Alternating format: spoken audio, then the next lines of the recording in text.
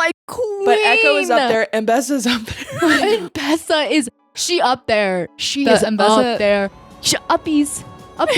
That's what she is. Oh my god. Mommy. How's the weather up there? Because it's raining down here.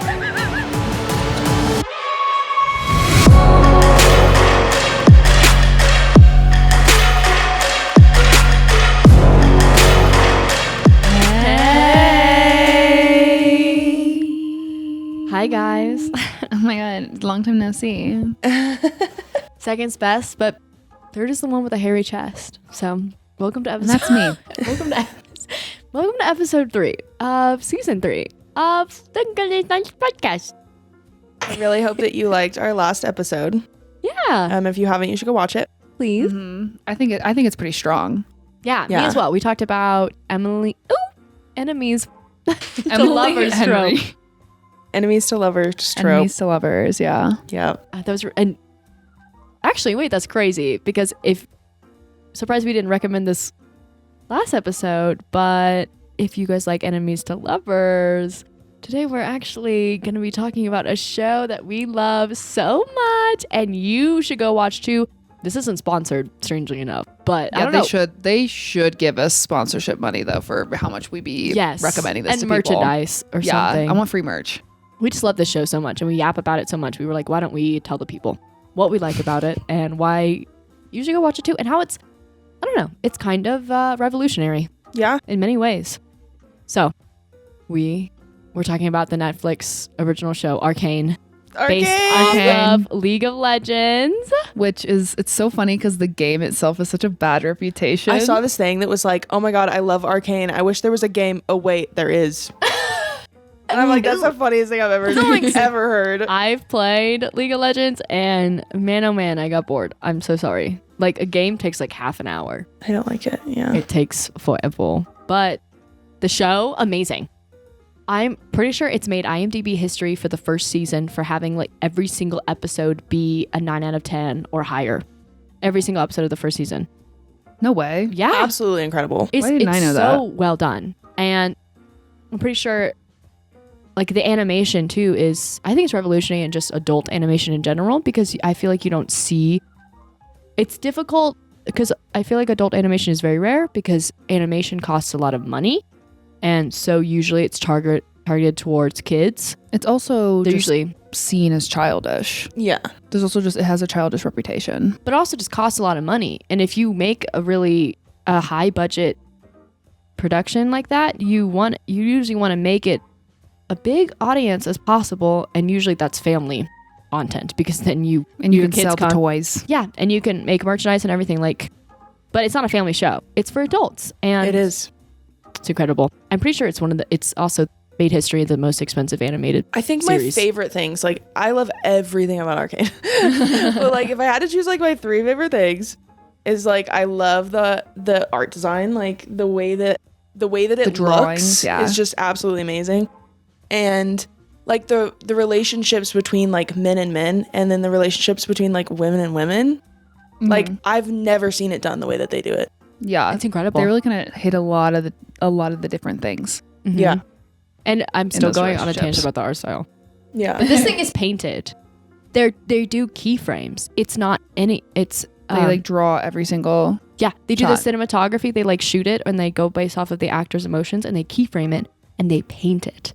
And it's a mix of 2D and 3D, so it feels crazy immersive. And I'm pretty sure just for the first season they had 80 animators. 80 animators, artists on it, and it's cost like $250 million in total for the series. There's 2 seasons. Do you guys have like a log line about what it's about, sort of? It's really just about like the relationship between the Undercity and Piltover, and just like the relationship between like the people of the upper class and the lower class, and their like the conflict that arises because of that. Mm-hmm.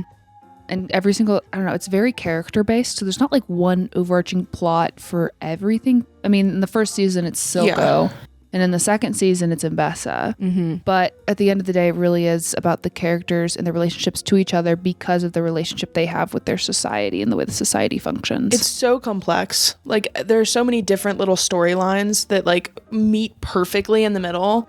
Mm-hmm. Yeah. but that is like what it's about overall. Yeah. And I It's think a very big well driving force is Vi and Jinx as well, like their story with each other. They're But kind of the main Main girlies. Yeah. And those characters are every single character is standalone. Every single one has their Mhm. own story and you care so much about it. All of them have character development, which is crazy. All of them has these insane arcs. And like what you said. Even all of- Heimerdinger. Yes. Shout out to your boy Heimerdinger. even Shout out to Heimerdinger I'm because naming he my started firstborn out very that. judgmental and he moved to being a great mentor. yeah.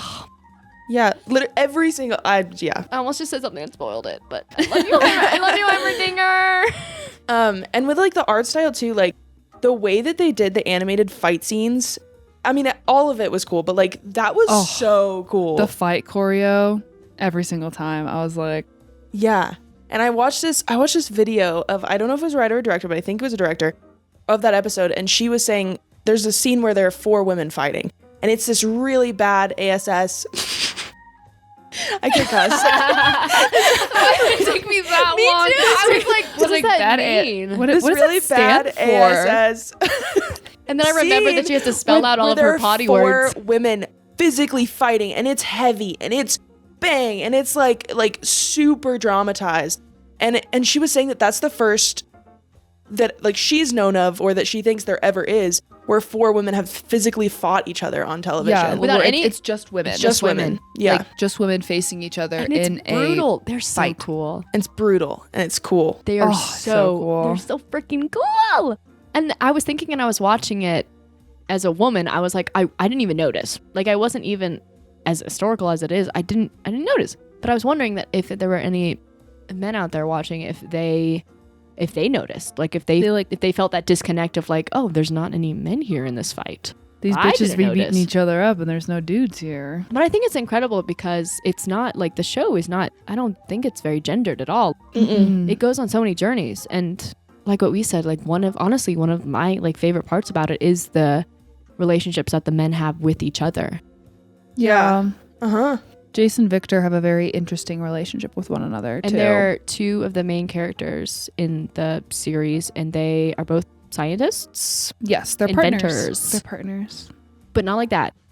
Yeah. It's exactly But what that's the point. that's what we were trying to talk about. is they have a platonic relationship, and I think it's one of those things where a lot of the fans don't accept it as a platonic relationship. They're like, there's no way that's platonic. But that's because it's not done. Like, film and media doesn't represent like men having intimate, like vulnerable conversations and moments with each other like, without love. it being romantic. Yeah. Yeah. Sometimes it's not Love, yeah. It's not accepted unless it's queer. Yeah. But no, Which a lot of people don't accept that either. But like, just like, Yeah. Yeah. Like men being allowed to love one another in a non-romantic setting, I think, is something that, I mean, men just don't do it in general. I think it's very socially unacceptable to be that loving and affectionate between men.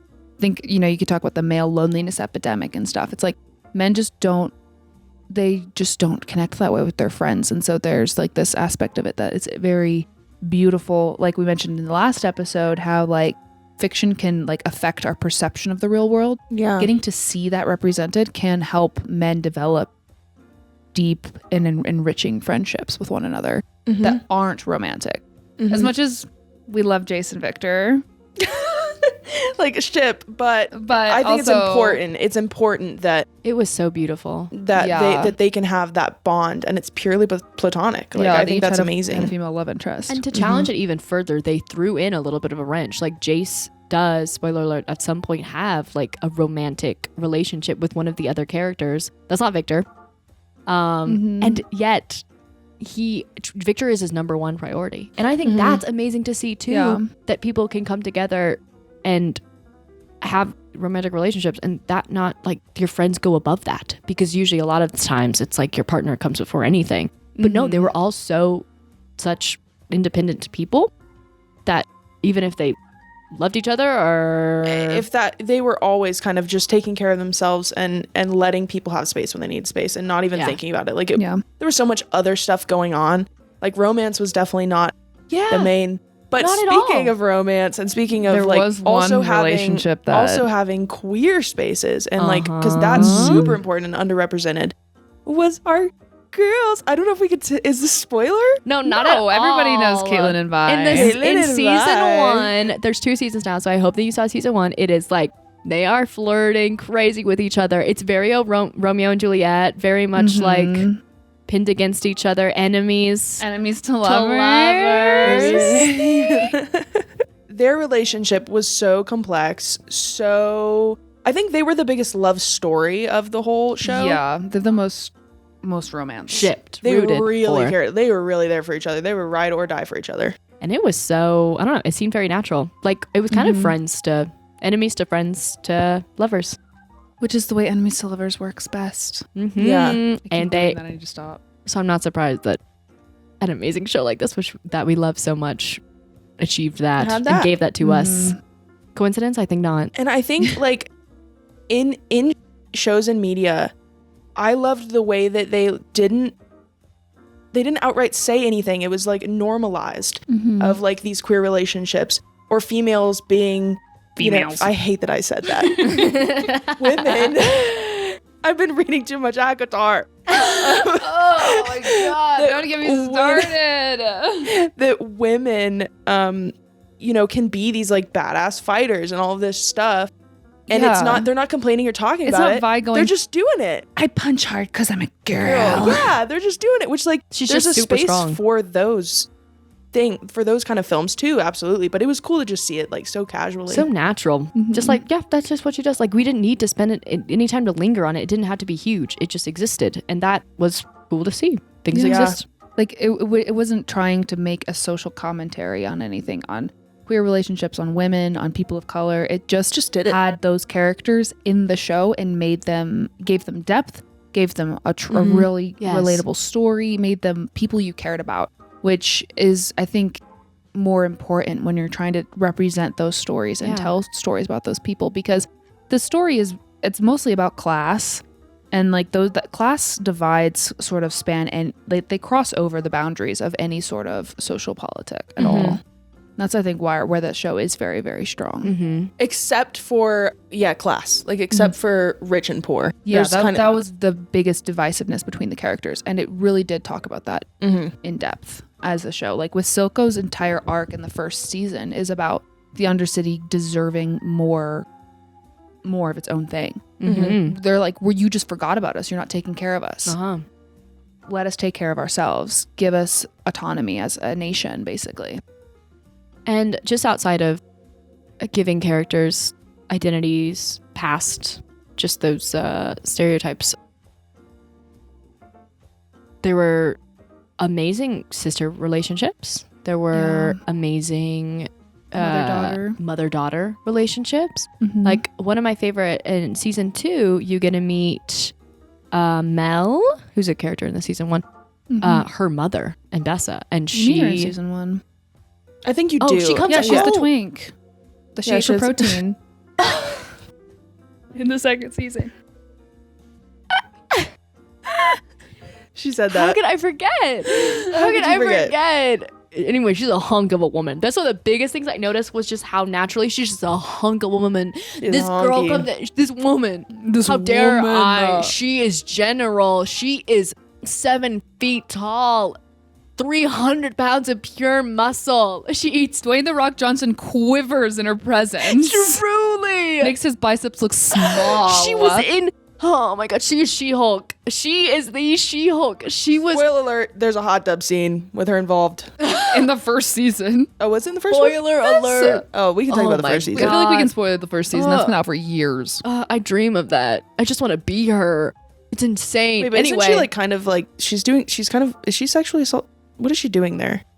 getting out of a hot tub. I mean, yes, She stands I guess. up in the hot tub Then and she she tells- Yeah. asserts her dominance by being fucking naked during like a strategy meeting. with Okay, Yes. I kind of thought she like told someone to do something. So I'm like, if she's that's just the sitting case, there then no. naked, like establishing dominance. She's like pussy out.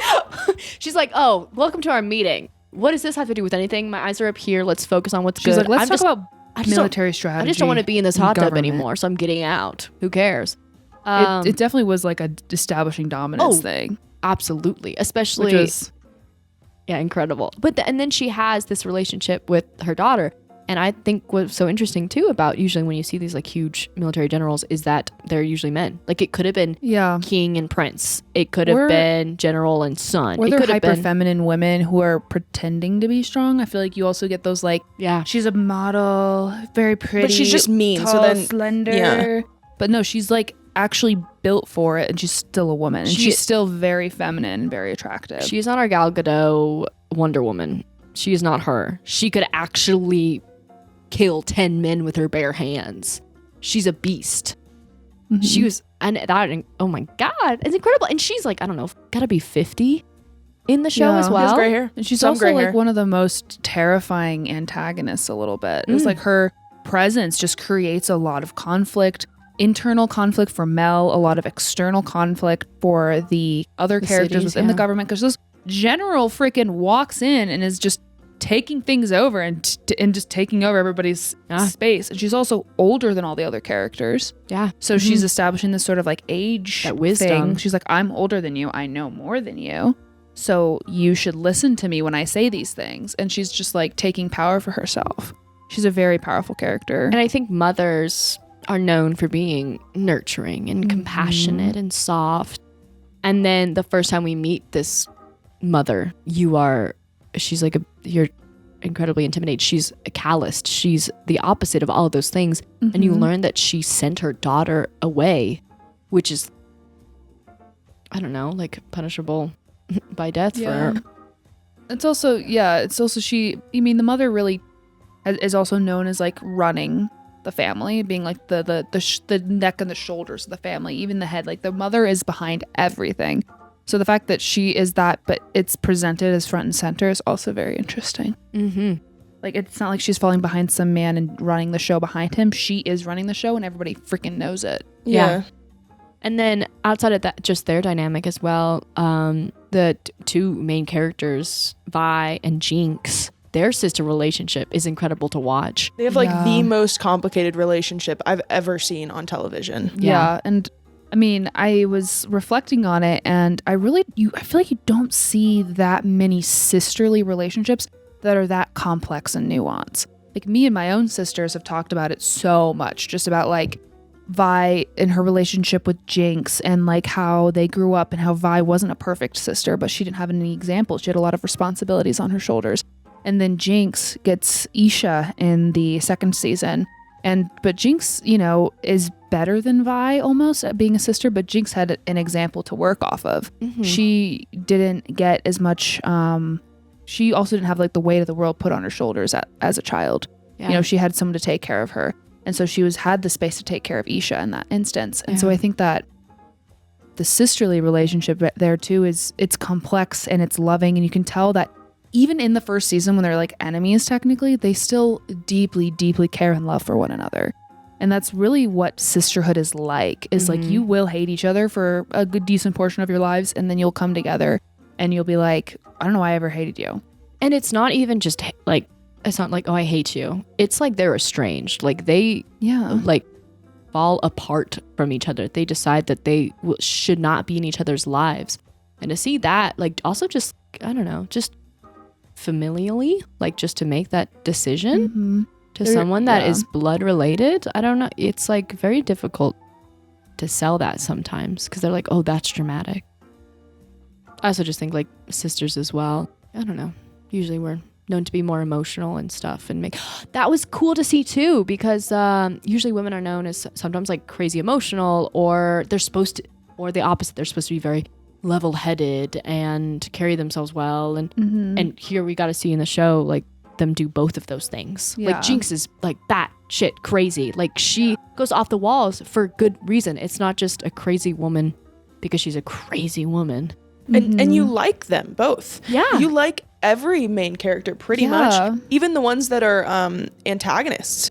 Like you still have respect and love for these characters who, and a lot of that is because they are complex characters, and they do have like character development. So like maybe they'll turn bad or they'll turn good. Yeah, but you always kind of care about them. There's no characters that are truly bad or truly good. I feel like they're all acting out of like their own motivations and their own goals. Like there's like a lot of amoral and like morally gray characters, like ones who could be like morally good. You could say like Echo. Echo is Morally good. He's the boy Very savior. That's his consistent. whole character arc.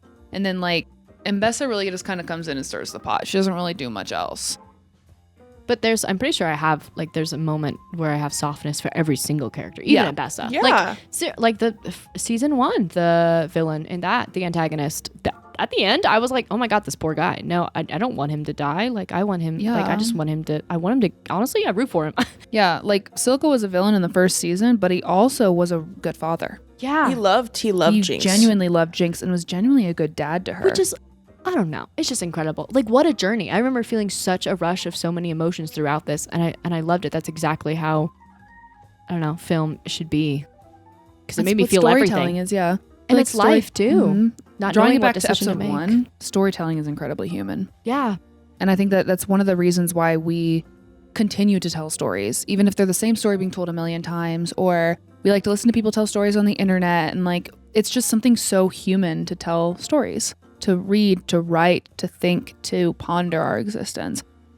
And I think that show, it explores so many different avenues of that there's a little something in it for everybody. And having characters that you care about. We've talked about this a lot. Yeah. Like if you don't have characters that you care about, it's not a good story. Like, why do I A want lot of those to watch this characters happen? aren't good people, but we still care about and them. like the villains, the best villains in TV are the ones that you love.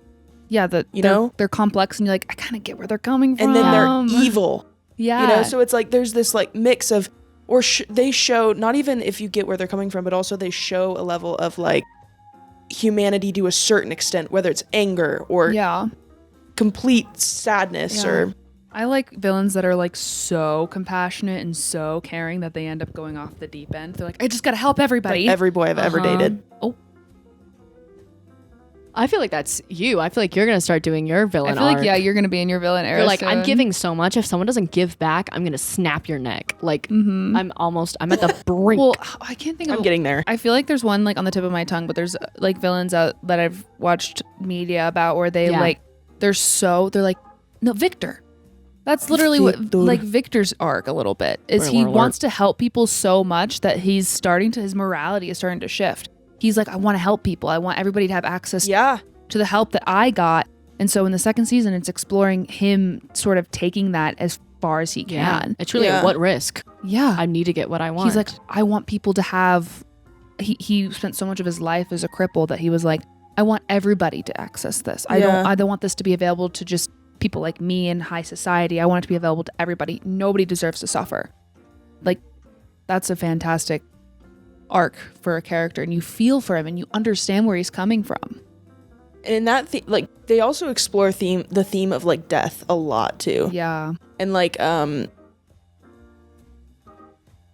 with Hextech, like trying to avoid death to a certain extent, you know? Yeah, that's Singed his entire thing. Yeah. He created Shimmer to Yeah. because he's like, I'm trying to prevent death. Yeah. And we talked about this in the beginning too, but the show was adapted from the video game League of Legends, which has been around for a long time. And I think they made quite a few changes when they transformed it into a TV show. I don't know all the and changes. they've all been like pretty well accepted, right? Mhm. Isn't that what?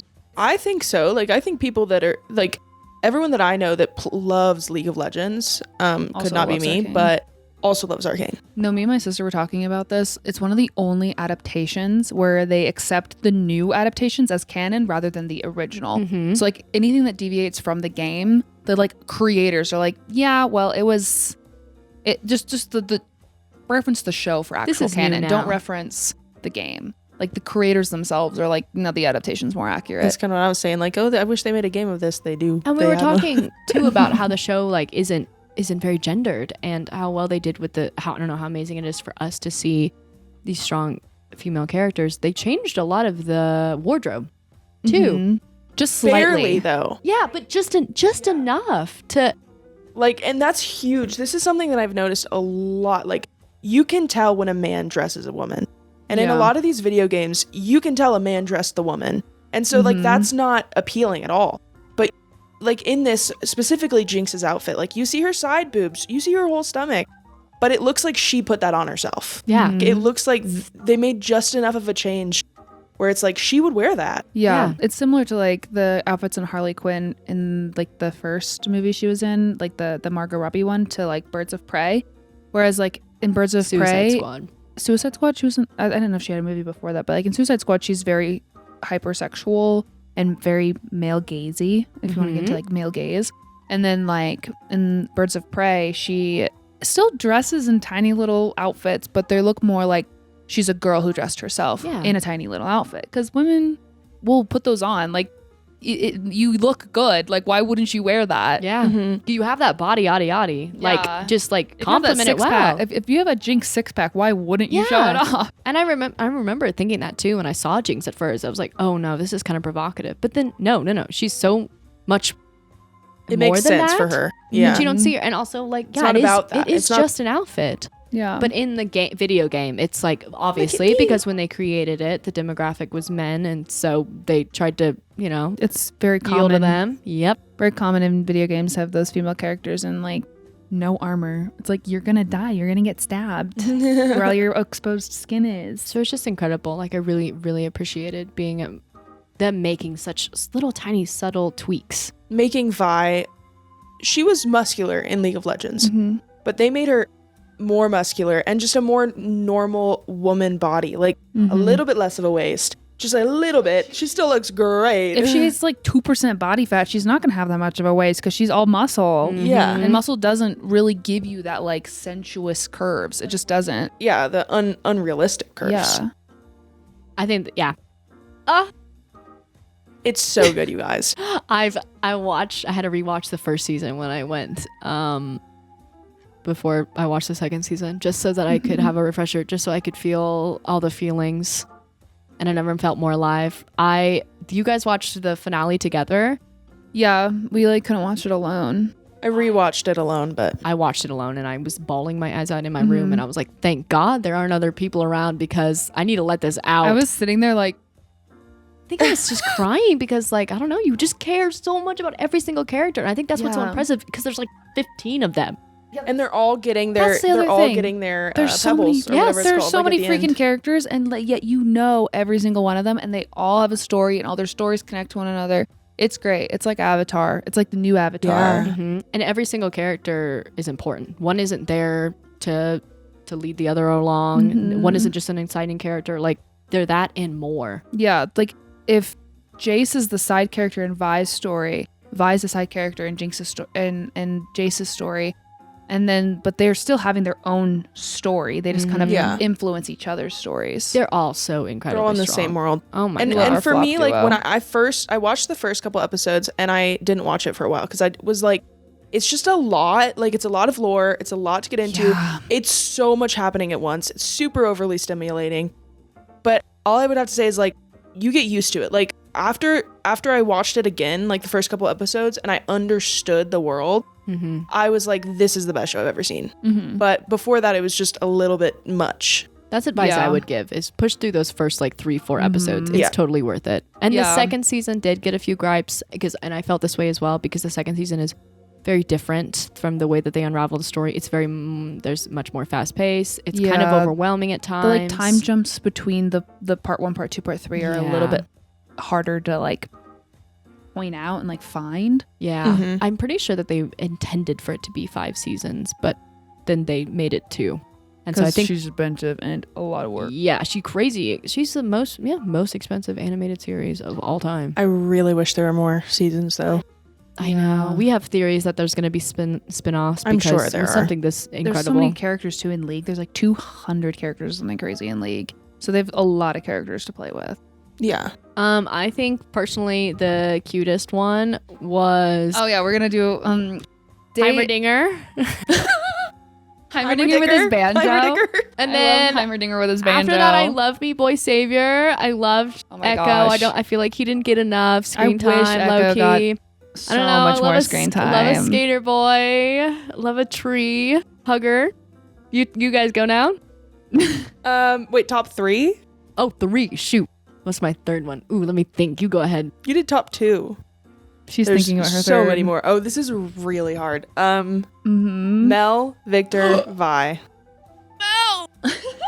Mel Mal, my queen. But Echo is up there and Bessa's up there. And Bessa is she up there. She is up there. Uppies. That's what she is. Oh my god. Mommy. How's the weather up there? Because it's raining down here. Sorry. Go ahead. Oh my god. Bless her. Okay, go Kelly. I don't know. Oh, that's convenient. You can repeat ours. I know. Well, yeah. I don't know. I really like Echo. I was so mad. I like him and Jinx. Like their fight scenes are always really interesting to me. But I also really like Mel. Mel's the hottest character. Point blank. She Point just blank, is. She period. just is. She's beautiful. I like Jason Victor a lot, but I don't know. I found the other stories I connected with the other stories more. I really liked Vi and Jinx. Their dynamic. That's not what we were rating. Jinx. I'm confused.